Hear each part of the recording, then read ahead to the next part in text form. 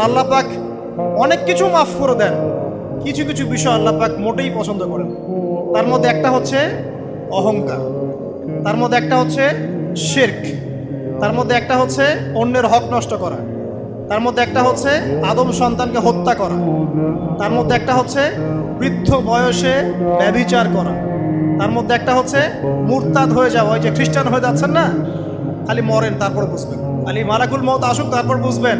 আল্লাহ রাব্বুল আলামিন বলছেন তার রাসূলের মাধ্যমে, কেউ যদি সাক্ষ্য দেয় আল্লাহ ছাড়া কোনো মাবুদ নাই, মুহাম্মদ সাল্লাল্লাহু আলাইহি ওয়াসাল্লাম শেষ নবী, ঈসা ইবনে মারইয়াম আল্লাহর প্রেরিত নবী, আল্লাহর পুত্র নন, জান্নাত সত্য এবং জাহান্নাম সত্য, এই পাঁচটা বিষয় যদি কেউ সাক্ষ্য দেয় ইনশাআল্লাহ সে জান্নাতে যাবে, তার আমল যেমনই হোক না।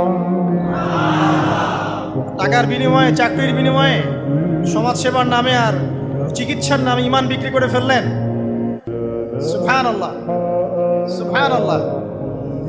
তোমাদের এই পৃথিবীতে বেঁচে থাকার চাইতে মাটির তলে চলে যাওয়া ভালো।